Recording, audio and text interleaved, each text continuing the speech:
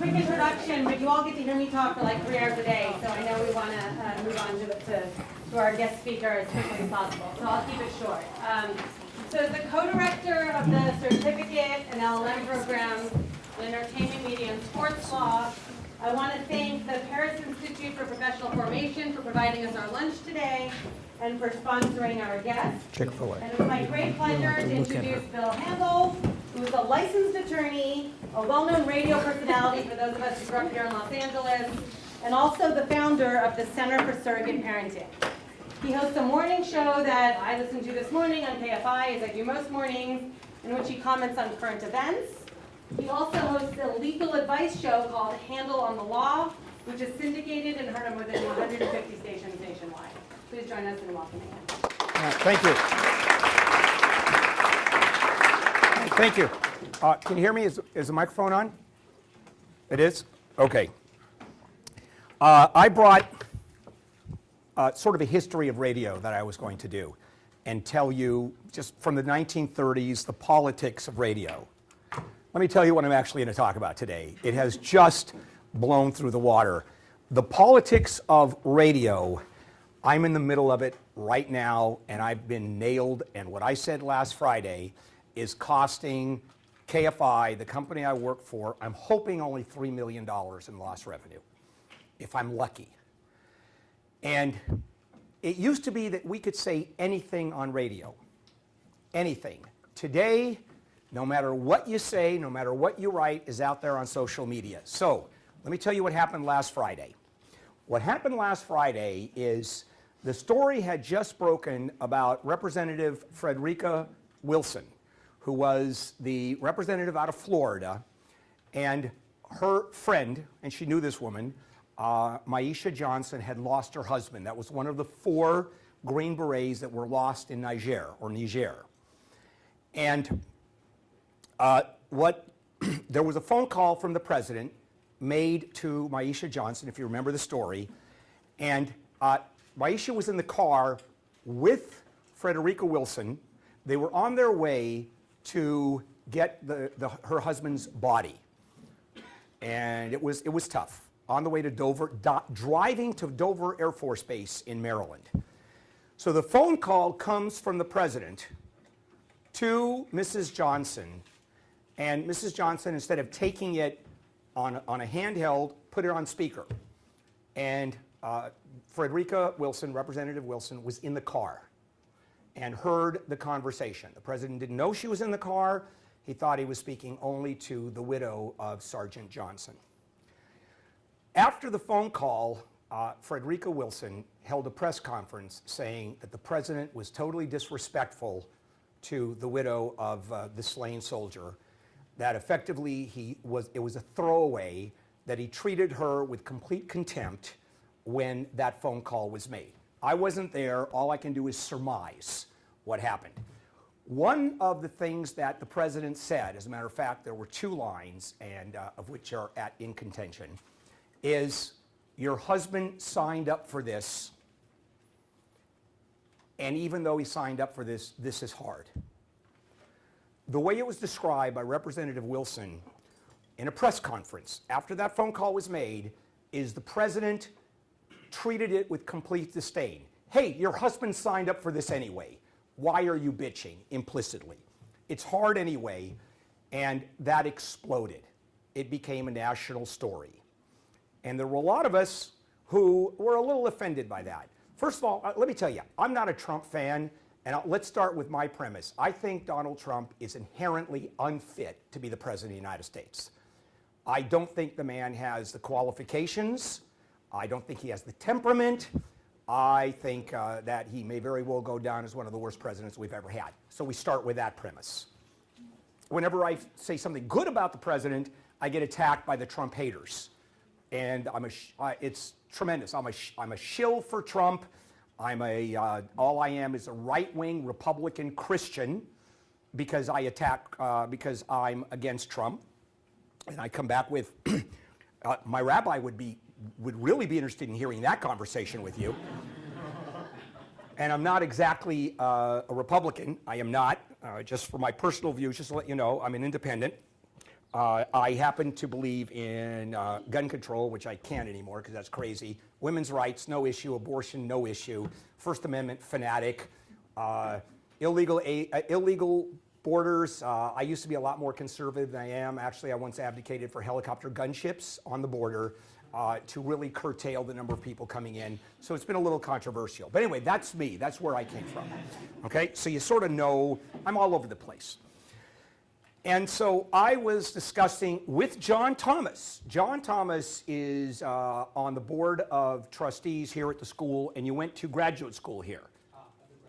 At the graduate program, he has his MBA here at Pepperdine. And John is a political strategist, a nationally known political strategist, who's on my show every Friday, where we do what happened in Trump world this week or whatever's going on. So what I said, I was so incensed on Friday when doing the story. I mean, I was so pissed off that I called Representative Wilson a cheap, sleazy Democrat whore on the radio. And I've used that term before, by the way. I use that term constantly. I've called every politician who's ever lived a whore. I describe myself as a whore. When I do commercials, I do so many commercials that I'm constantly referring to myself as a whore. It's a word that I throw out. The problem was, well, two things happened. Number one, I called her a whore. John, who is very politically savvy, I mean, this man knows, he runs campaigns. He runs national campaigns. I mean, he knows talking points. He knows what has to be said. I looked at him and his eyes went like this, wide open, and he winced. And instead of, and he said, Bill, and instead of me looking and trying to, well, you know, I meant in politically speaking, certainly not any racial sense, which was not, because Frederica Wilson happens to be an African American. And if you've ever seen a picture of her, she wears those cowboy hats constantly. I think she's a caricature of a congressperson. That's my opinion. I think I'd love to see her walking into Congress with one of those cowboy hats. And it's matching outfits and cowboy hats. If she's wearing a blue outfit, there's a blue cowboy hat. If there are any kind of spangles on her outfit, the cowboy hat has the same thing. Where do you get matching cowboy hats when you buy an outfit? Well, she goes to the cowboy hat store, I guess. So John said, he gave me the opportunity to go out of it, just explain that, hey, I meant politically, I meant what she's done, and instead I doubled down and said, you know what, I can't even use the terms I want to use in describing her. I doubled down. I was that angry. I was that angry. And what happened was, it's now a national story, by the way, just to let you know. It has exploded in a national story. There is a community out there that's trying to get me fired, which is not going to happen. KFI is not going to fire me. But they've given KFI until Friday to fire me, or it's going to hurt KFI big time. And so right now in social media is the call for me to get fired, and the name and phone numbers of all of my advertisers, all of the endorsers that I talked to you about, beds and paving stones, and that's what I do. If you need paving stones at home, you talk to me right after the talk. You want a good bed? I'll tell you the best bed you can possibly get. I know my beds, believe me. So here's what ended up happening. It never even occurred to me that this would be translated into a racial incident. And I mean, it didn't even occur to me. Here was a politician who wore cowboy hats, and it was someone I saw who took a call from the President of the United States, overheard it, and immediately politicized it. And she happens to be a Trump hater. And then took it and went wild with it. And of course, people who hate Trump jumped on it. And it was, I wasn't there, I have no idea, but I cannot imagine the President of the United States, any president, calling up the widow of a fallen soldier and treating her with disdain about her dead husband. Saying, he signed up for it anyway. But that's hard. And so that was the way it was described. Of course, the president tweeted something crazy as he does every morning, but General John Kelly, who is his chief of staff, who never goes public, had a press conference because General Kelly lost his son in Afghanistan. And he's never used that politically. As a matter of fact, when he goes to events, Gold Star events, he doesn't let his name be used. He's a very high profile. He was a four-star general. He was involved with the Joint Chiefs. And now he is the chief of staff to President Trump. And he has never gone public, not once, about the death of his son. He went public at a press conference and said, number one, stunned that a congressperson would say that, use the death of a soldier for political purposes. Absolutely stunned. And then he went on and talked about how when he was told that his son had died, it was, your son signed up for this. He knew what he was getting into. He basically died doing what he loves. And as difficult as it is for you, keep in mind, this is what he signed up for. Now, one of the things about President Trump is he cannot be accused of being articulate. That's not number one on the list. He may be the most inarticulate person I've ever heard in my entire life, or you've ever heard in terms of, president. And so General Kelly described how he was told about the death of his son, and that's the same words, but just different inflection, adding more words to it. Your son signed up for this. So come Friday, when after I've seen all the press releases of Representative Wilson talking about how the president, how the president treated the widow with total disgusting disdain, I said, that's impossible. And I went pretty crazy about politicizing the death of a soldier. I went nuts. Therefore, the politician who did this is a cheap, sleazy Democrat whore. You can't say that on radio anymore. You used to be able to say that on radio, right? You can't say it anymore. I can give you an entire list of things that I can't say anymore, and if you think I'm going to repeat them in front of you, it is never going to happen. Not anymore. So what ended up happening is there is an activist, an African-American activist, who takes African-American issues, correct? That John knows about her. He's part of her African-American activist crowd. No, you're not. He just knows her. And let's just say she is Jesse Jackson, but not as successful, using race as a vehicle to move forward politically. It's just that simple. I mean, I don't care what side of the coin you're on. Jesse Jackson does that. He is just fabulously successful at it. He does it better than anybody I've ever seen in my life. But it's race-based politics. It's that simple. With this woman, Jasmine, it's race-based politics. So she immediately got on her website or her blog and said, I was referring to Frederica Wilson when I called her a whore as a black woman. It never even occurred to me that there was a race issue. It's become a national story. The story itself is gone. That lasted one day.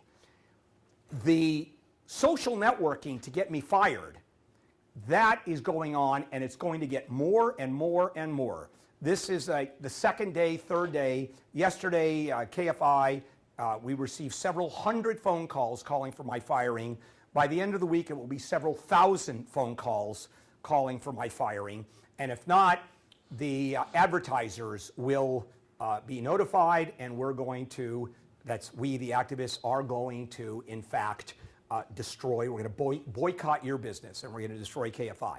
They're not going to fire me. They can't. Even if they wanted to fire me, they can't. Because at that point, the activists now decide what KFI is going to put on the air or not. So our program director would have to call Jasmine or whatever other activist and say, hey, this is what we're going to talk about today. Is it okay with you? So it can't happen. It's impossible. They wanted me to apologize. And this was corporate. Oh, it was bouncing between corporate of iHeartMedia and the local station. I mean, it was going back and forth, and it was nuts. They wanted me to apologize for calling her a whore. And I said, I called her a political whore. I should have used the word media. frankly, that was my mistake. And the apology, this is corporate America. Whenever anything goes wrong, whenever the response is, I am sorry if I offended anybody, I apologize for offending, insert name of organization, person, entity here, and I won't do it again. And I wouldn't do it, and I won't do it. It's not only is a matter of principle, but it's also a matter of principle. I'm not going to apologize for calling a politician a whore. I mean, can you imagine?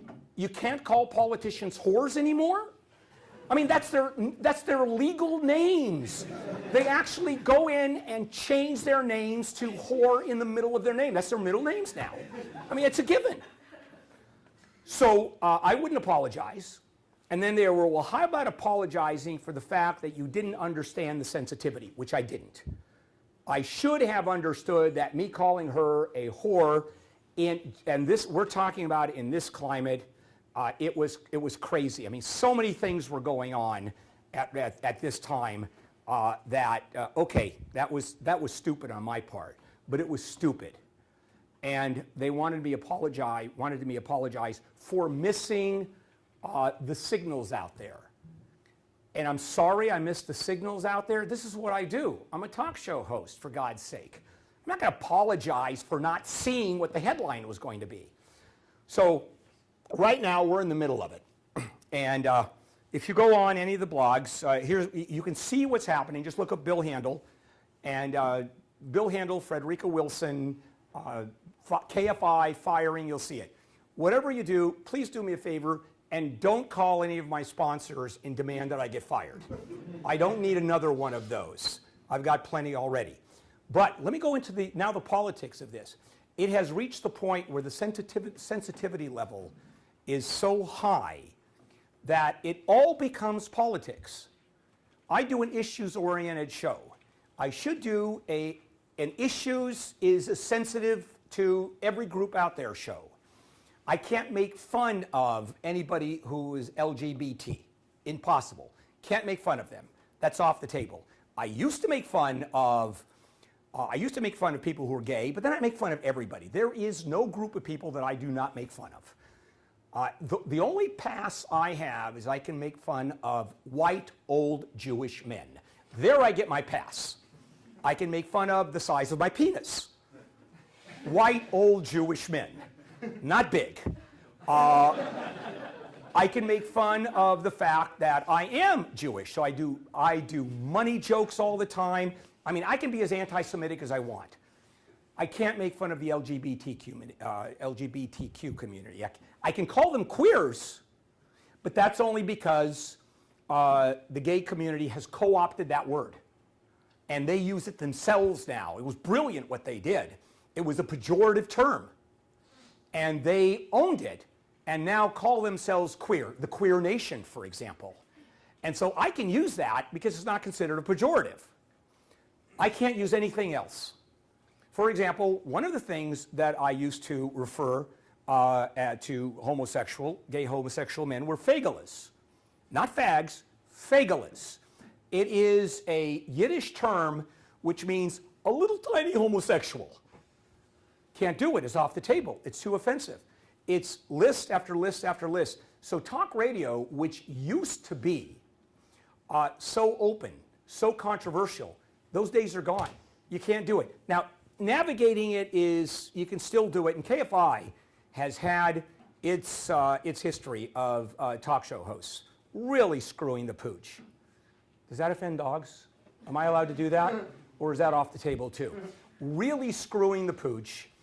We have a team in the afternoon, John and Ken, and in very, very bad taste. Now this one, they deserve to get nailed. Whitney Houston had just died, and there was an issue of Whitney Houston having died because of the drugs. If you remember, there was a whole drug issue. And John, our afternoon guy, called her a crack hoe 2 days after she died. That went on for a year, and it cost the station a fortune, and rightly so. That they should have been nailed for. They knew it, and they apologized, but that spread so quickly because of the internet, because of the communications. You already eat your sandwich? Oh, good. As long as he had. Did you have lunch already? Yes, sir. Oh, good. Go, go. All right, go. Go, go. Yeah. Oh, good for you. Ooh. Tell you what, never mind. As long as you have lunch, that's all I care about. So, and this is not new, the politics of radio. A lot of people think that radio is sort of, I don't know, it's the politics. Rush Limbaugh. How many people know who Rush Limbaugh is, by the way? I'm assuming most of you do. Rush Limbaugh is given the credit for reinventing talk radio and taking it and making it a political force, which it wasn't beforehand, but it was beforehand. In the 1930s, radio was one of the most powerful, not only was it the most powerful media, but used as a political platform. There was a man by the name of Father Coughlin who had a talk show, and he just talked every afternoon, and he had 30 million listeners. This is when the country had 100 million people. That was the population. A third of the country, it's like Super Bowl ratings, every week. Virulently anti-Semitic, hated Roosevelt, wanted to keep America out of the war. There was a America Firster movement, make sure that we stay out of foreign entanglements. You ever heard that before? You think someone's running for president on that platform? And he was considered probably the most powerful person in America next to FDR. Franklin Roosevelt was scared of two people in the United States at that time. Huey Long, who was a politician out of Louisiana, a populist who became nationally known, a true populist, and Father Coughlin. Those were the only two people that Franklin Roosevelt was scared of. And it was rough. And this is a man who literally led 30 million people into, number one, hating Jews, and I don't know why I have to go there. And it's a self-esteem issue. 30 years of therapy, and it still doesn't help. And World War II blew that out of the water. He wanted to keep America out of the war. Well, come December 7th, and all of that ended very quickly, and the entire movement just collapsed. And so you have Franklin Roosevelt, who started with the fireside chats. And this is the president who first understood the power of radio, where he would talk to Americans through the Depression. It started early days when everybody was scared to death, and he knew that the American people had to be calmed. He knew that he was the voice of America, much like Donald Trump understood when he was running for president, that he was the voice of so many Americans that were disenfranchised. FDR was the voice of a very scared people who were starving. Banks had failed. 25 or 30% unemployment officially. It was probably 50% unemployment. And so he used radio to talk to the American people. Franklin Roosevelt was a genius when it came to communication. Just brilliant. So he had these fireside chats, and he would be sitting next to the fire with a microphone in his hand. He goes, here I am sitting next to the fire, and I'm having a fireside chat with some friends. Every American was glued to the radio. Of course, he was in a studio that had been built for him, a full soundproof studio, but he portrayed himself as this, we're doing this together. We're all going to do this together. Now, when you hear a presidential candidate say, it's always we, have you ever noticed that? We are going to change America. We are going to make a difference. I always think, if it's we, when do I get invited on Air Force One? It really isn't we, is it? It's you think you're going to change. But, and most people think that's a crock. With FDR, it was very different. He really had Americans saying, we are in it together. So when FDR died in 1945, he'd been elected to 4 terms, the only president in the history of the United States. And he lasted 3 and then about 6 months when he ended up dying, and that's when Harry Truman became the president. And he was truly the only president I know. Barack Obama to an extent, but Barack Obama, you didn't feel friendly. He didn't feel like your best friend. Barack Obama he was an intellectual. You knew he was an intellectual. You knew he was smarter than you are. I mean, that's who he is. And so there wasn't that friendship. FDR, there was that connection. And then radio became entertainment. And the politics of radio disappeared. And talk radio came out in the 60s, where people wanted to hear themselves talk. Because in those days, I mean, think about this. Before the internet, how does someone make himself or herself heard? You could write a letter to the editor. That's 1 out of 1,000 that gets printed up. You're not going to go on television. You're going to take a bullhorn and stand out on the street corner. How do you do that without a Bible and people thinking that you're nuts? So what was left? Radio and call-in radio. And it was talk radio. And in those days, people just called in. Hey, Bill. Hey, Joe. What's your opinion? Well, I don't know. And there was always point, counterpoint. Michael Jackson was a talk show host, and he was typical. Not Michael Jackson Glove, but Michael Jackson, the guy who's still alive, Michael Jackson. And what he would do, this was typical talk radio. It was, I have an expert on one side, I have an expert on the other side, and they argue the various positions, and he's a moderator, and that was talk radio. And then people would call in and give their opinions. It was pretty dull stuff. The guy who reinvented that, completely reinvented talk radio, Rush Limbaugh. Now, I don't care what you think about Rush Limbaugh. Most people, especially your age, and a lot of people my age, are not big fans of Rush Limbaugh. I think he's a whacked out Republican who's just a shill for the Republican Party. I mean, that's, if you're Democrat or liberal, you are a traitor. I mean, that's the way he thinks. But what he did to radio is he reinvented the entire concept of what talk radio is. And that is, forget about this even Steven, 1 point, counterpoint, that's gone. I am going to tell you what I think. I am your guy, and you listen to me. And it exploded to the point where his audience was so extraordinary. He had 600 radio stations going, or 700 at one point.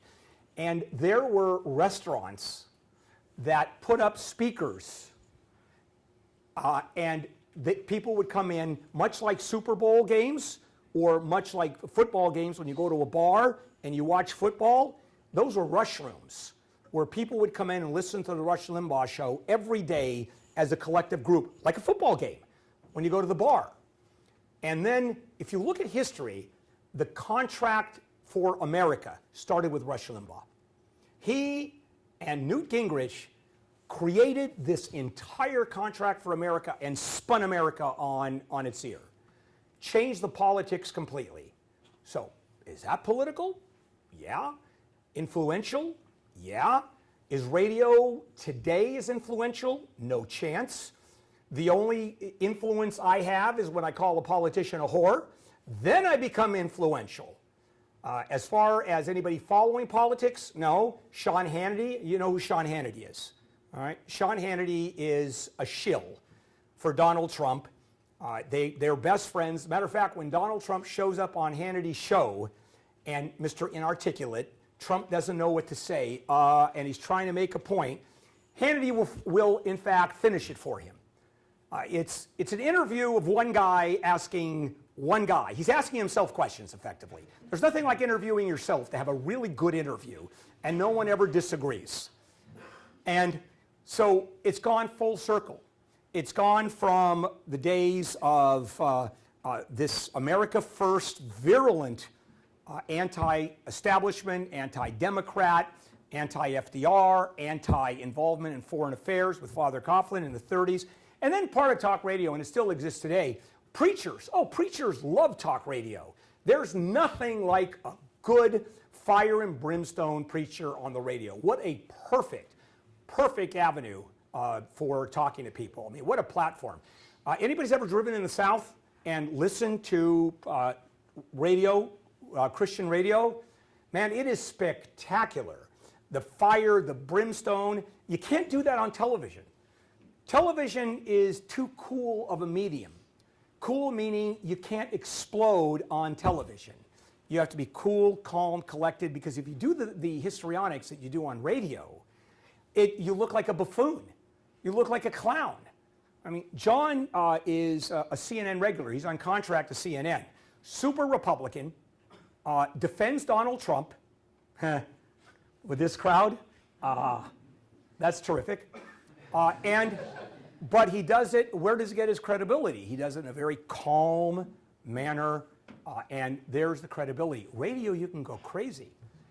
I'm pretty successful in radio. I've done Morning Drive now for 25 years.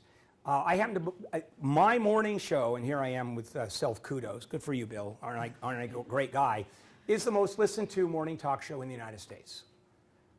1,000,001, 1,000,002 local radio station in the United States. And so it's pretty successful. I have done several television shows. The first one I did, they misnamed it. It should have been called The Shit Show. It was the worst piece of crap anybody has ever seen. It was one of the original court shows. But I'm fairly animated. And as you can see, I'm all over the place. Boy, did that not work on television, but it works on radio. It's a hot medium versus television, which is a cool medium.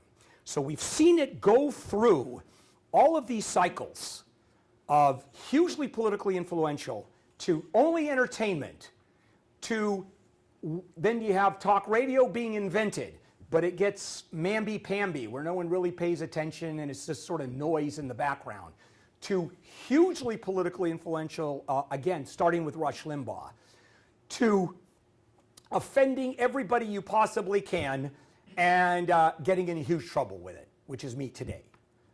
So I left the station this morning, and my program director, as I'm walking out, she's walking in. We met outside the front door of the building, and she said, I've been up all night on how to deal with this. And then navigating this, it's a disaster.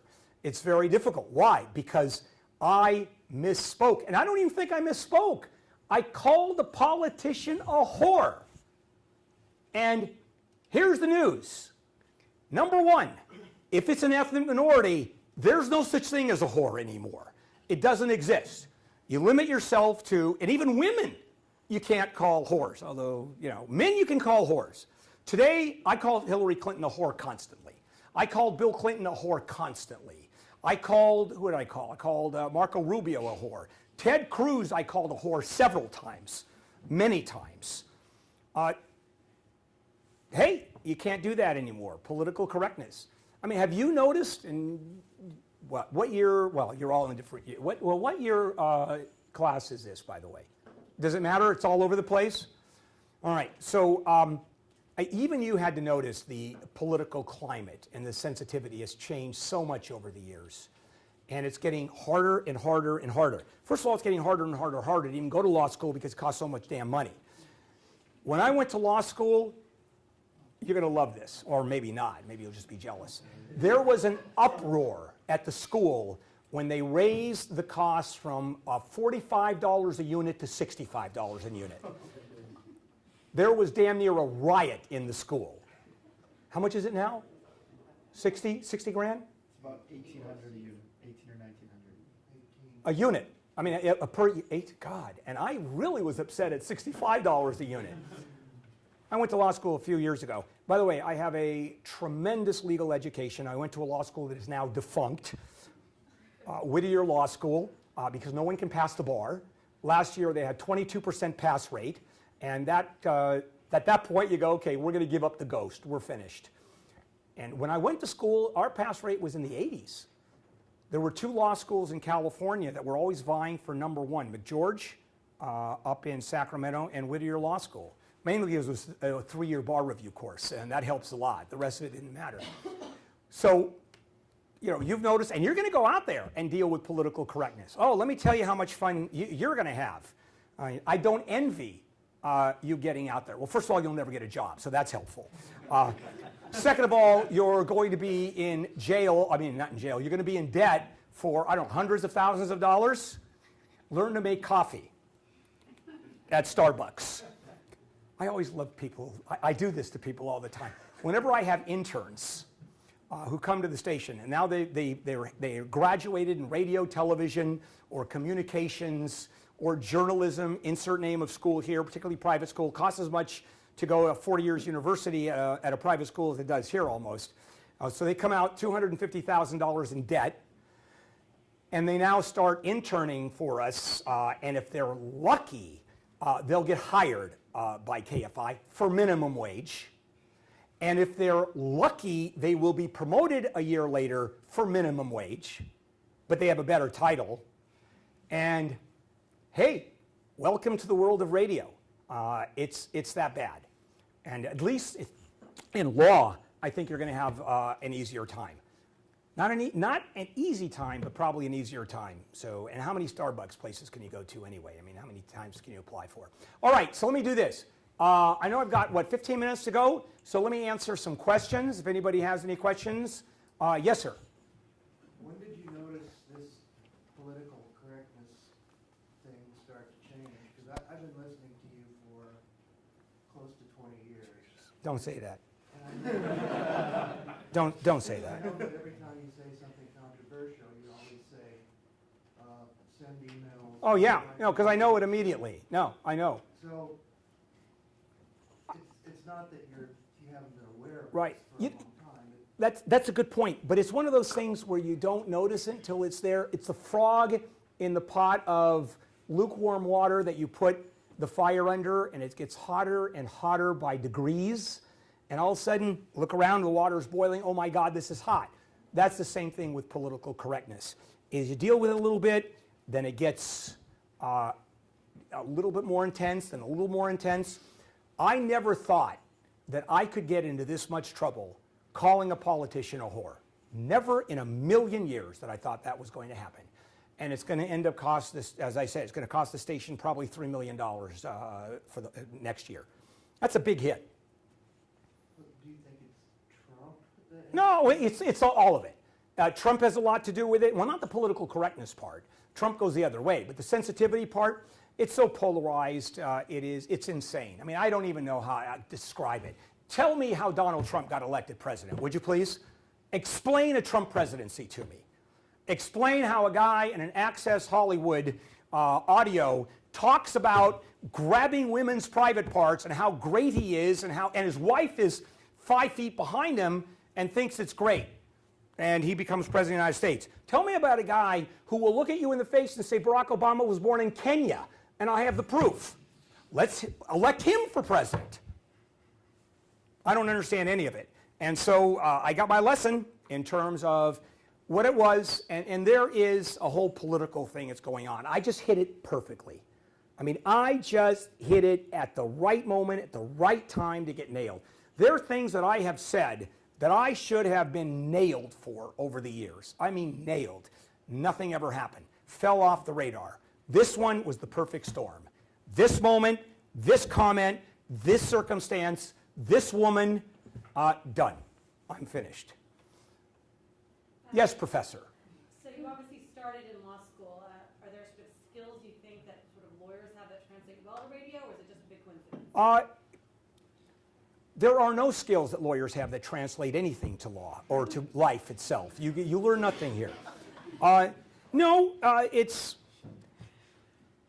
don't think so. They talk about lawyers, you would be a good litigator if you're a good arguer. When's the last time you saw a good arguer be a good litigator? All the litigators I know are methodical, are careful, they do their homework, and they just line up the pieces. Bombastic, outrageous, those are the Melvin Bellis, Jerry Spence. Those are very, very few and far between. So just a quick one in terms of how I got involved. I came out of law school, one of the worst law schools in the country, but I went to one of the worst universities in the country, Cal State Northridge, the Harvard of the West. So I'm very proud of, I have truly a phenomenal education. And although I went to a great high school, I have to tell you that, and so I could not get a job clerking. I mean, it just wasn't me, and I had a construction business at the time. And I had no desire to practice law. There was no way I was going to practice law. I only went to law school because I happen to have Jewish parents, and it was a management decision. 20 years of therapy or 3 years of law school. Either telling my parents how horrible and how bad I feel about not having been a lawyer. What are lawyers? Jewish kids who can't stand blood. So you've got, so it was just, okay, so I'll go to law school. And so I ended up going to law school and graduated, took the bar. That's a story at some point I'll share with you. A lot of cocaine. And really? And so anyway, and my law practice got so bizarre is that I was a contractor working my way through, and I had a client who was a reproductive endocrinologist, very famous reproductive endocrinologist. I built his house. Big mistake. I gave him a straight bid. I would do it for this price. When it was $400,000 over budget, he hauled me in and said, Bill, we have a problem. You're $400,000 over budget. I go, I know. And he goes, what do we do? Well, you can't sue me, because you sue me, I declare bankruptcy, I have no assets, and we're back at the same place. So I said, you know what? I'll work it off. I'm a lawyer now. I'll work for you and work it off. Try to work off, well, no, as a matter of fact, you're all going to work off $400,000 debts. That's true. So anyway, this was 1980. I was sworn into the bar in 1979, November 29th, 1979. And so this Dr. Carreau, this man, Bill Carreau, who was a gay man who had a relationship with his gay partner for 55 years when he ended up dying. I mean, and they had a house, they had 2 addresses, and they pretended they weren't. It was just crazy. But then in those days, you stayed in the closet. So he called me because in February, now we're talking, what, December, January, early February, 2 months after I'd been sworn in. So I really knew how to practice law. I mean, I was a real expert at this. Couldn't get a job clerking, just hung out my shingle. He called me and said, I've just done a surgery on this woman, the last surgery that I could do. And I told her, you have to adopt. She had every problem, endometriosis, ovarian cysts. She had everything that you could have, well, mainly women, who could have. And he did the surgery. He said, you have to adopt. I'm done. There's nothing more I can do. And so they ran an ad in the LA Times looking for a surrogate mother. No one had ever heard of surrogate parenting. And this doctor had the best legal mind I've ever seen in my life. He should have sat on the U.S. Supreme Court. He thought like a lawyer. And so here is a surrogate mother relationship, a woman carrying a child for a man and his wife, pursuant to an agreement where money is being paid. And then an adoption, and the child is turned over to the couple. And he instantly said, do you have a lawyer? And they said, no. Do we need a lawyer? He goes, you have to have a contract. You have to figure this out. Because he instantly recognized you can't pay for kids.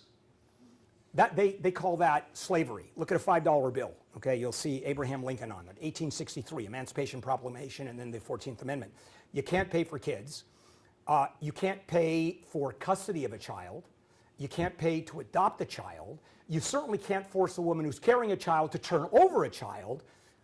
All of these issues came up, and he had me write a surrogate mother contract. And I wrote one of the first ones that was ever written. And it was, and that was my entrance into the law practice. And as soon as, now I'm not the biggest genius in the world, but while I can't recognize that calling a politician a whore is a bad thing, I did recognize that this was the most phenomenal opportunity I've ever gotten in my entire life. I had a partner in those days. We had just hung out our shingle because I had no place else to go. And my construction business had fallen into the toilet. And so what am I going to do? Okay, I'll start practicing law. And I got off the phone with Dr. Carreau, and I turned to my partner and I said, we've just made 60 Minutes. And a year and a half from that phone call, 60 Minutes did a segment on me. And those were the days when 35 million people were watching 60 Minutes. Not this 12 or 18 million people on the best day you've ever had in your life. And that was how, that's the practice that I spent my entire legal career, third-party reproductive law, surrogate parenting. It's a bizarre field. Well, because of all the controversy that it evoked, I started doing interviews, radio interviews. I remember I did the Today Show, but those were the days you had to fly out. There wasn't a satellite. So I'd fly out. I did it half a dozen times, some great stories. I once had an adoption guy who did adoptions. Adoption people hated us with a passion. I mean, they thought we were the devil. Why? They took a horrible situation in which a child had to be given up and then did something with it and fixed it by finding a couple for this child. I created the situation where kids were taken away from their mother. I was despised by the adoption people. This is on the Today Show, I wish we had a tape. I actually went for his throat. I was so angry. National television, live TV. Bryant Gumbel had to pull me off, cut to commercial, I was gone. And I was doing, that was actually, they called me back a bunch of times after that. They really liked that. And so I did radio interviews like crazy. KBC, KFI wasn't the talk station yet. And again, Michael Jackson, who I told you about, very famous talk show host, totally boring as hell. I mean, it's just crazy stuff. And you go to sleep listening to him.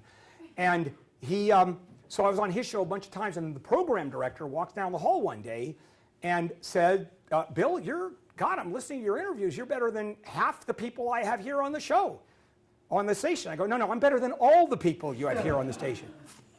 That's something you should say. Because he said, well, then start a legal show. So I went ahead and did my legal show for a couple of years. KFI started as a talk station. I went over to KFI doing my legal show, legal advice show. I don't know if you ever listened to it, Saturday morning, 6 to 10 o'clock. I give legal advice. I make it up. I truly do. I know one area of the law, surrogate parenting. Not many people have frozen embryo questions. And so they asked me for my legal advice. I make up the law. Truly, just make it up. And people listen to it. I mean, it's just, and by the way, it's not 150 stations, it's 320 stations, so it's grown quite a bit. And so I started doing the legal show, and then I'm going to end with this. And that is, the program director asked me would I try to do some general talk. And I had no idea how to do general talk. The switch from a specialty to show answering questions. Hey, Bill, oh, that's another thing. Oh, the dog is barking so much next door. I can't stand it. What do I do? I go, well, you can do an injunction. You can file for a restraining order, but that doesn't work because no one pays attention to it. So I've got 2 words for you. Poison meat. Can't do that anymore. You don't hear poison meat advice anymore. That's off the table. It used to be, oh my God, I've been married for 30 years. It's a horrible marriage. I have to get divorced. It's going to cost me a fortune. What do? Kill her. That's if you're going to do it. And here's what you do. You get your best friend to seduce her. The 2 of them are in bed. You come in, you shoot her. You argue a crime of passion. You do your 4 years. And you keep all the money. I can't do that anymore. So the world of talk radio, how I became a general talk show host is the afternoon guy at our station. I had to go to the dentist. He had an emergency something, and so the program director said, Bill, tomorrow Tom Likas has to leave at 5 o'clock. He did the 3 to 7, and he goes, and I want you to do general talk. And what do I talk about? No producers, nothing. He goes, you'll figure it out. I go, I don't know what to talk about. I go, don't worry about it. You'll be fine. So I'm thinking, I have no idea what I'm going to talk about, no idea of what topic. So the entire day I'm panicked. Don't know what to do, don't know what to say. I keep on calling him. I don't know what to say, George. I can't go in front of a microphone and talk to hundreds of thousands of people when I don't know what to say. You'll be fine. Don't worry about it. 10 minutes before airtime, George, I'm in trouble. I don't know what to say. Don't worry about it. You'll be fine. So I'm walking into the studio and I don't know what to say. I'm now absolutely petrified. So microphone is on, music starts, the engineer goes, you're on, and I do the story. Hey everybody, Bill Handel, I'm heard on Saturday, 7 to 9 o'clock, as you know, the legal show. Tom is at a dentist appointment, he has an emergency dental situation. So I was asked by the program director to fill in for Tom. Dead air. Just dead air. And this is when I knew I was a talk show host. I said, you want to know something? Every man I know that owns a gun has an incredibly small penis. Whoosh! The lines just exploded. Talk show host. That guy, Tom Likas, who had gone all the way around the country, said, and he had done many overnight shifts, 12 to midnight, or midnight to 5 a.m., where you can't get phone calls. And he said, the only place in America where you're guaranteed to have a good overnight audience is Miami. Because if there are no phone calls, if the topics aren't working, all you have to say is, you know, I think Hitler was misunderstood. Whoa! Every Jew in Miami goes crazy. I think I'm going to finish it. What do you think? All right? Anyway, any more? Let me do one more question if anybody has one. Don't, keep your hands down. Okay, well, that answers that. I'll wrap it up there. Professor, thank you, and thank you for your attention, by the way.